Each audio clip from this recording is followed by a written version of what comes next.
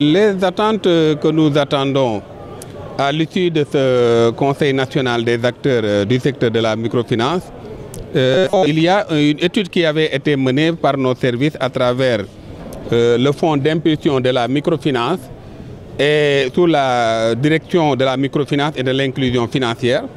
Il s'agit de partager et de fouiller davantage les conclusions de cette étude, mais surtout de l'orienter aux nouvelles exigences qu'on a à travers le projet.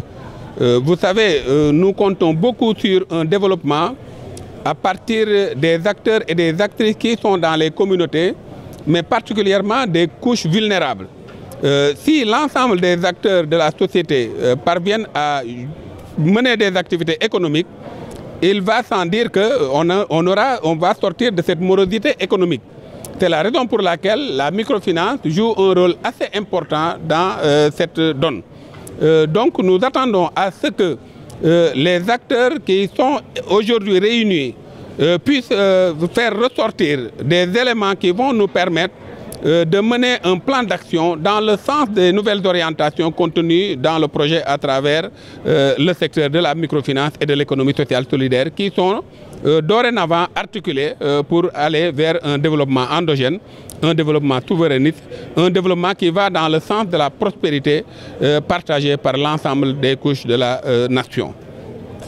Voilà, l'étude a montré qu'en réalité, le taux est assez important par rapport à la réussite de l'inclusion financière universelle.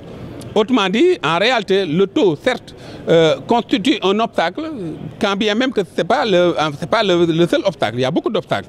Mais quand même, l'étude a démontré qu'il y a un impact réel sur l'allègement du taux par rapport à la rentabilité financière et à la rentabilité économique.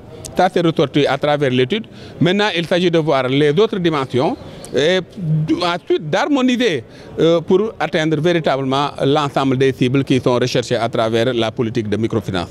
Oui, ce à quoi on s'attend, c'est surtout aller dans le sens d'une inclusion, ce que nous appelons une inclusion financière. Autrement dit, qu'on soit dans une situation où un acteur ou une actrice a besoin de financement pour réaliser une activité économique et que cet acteur ou cette actrice ne soit pas en mesure d'accéder au financement.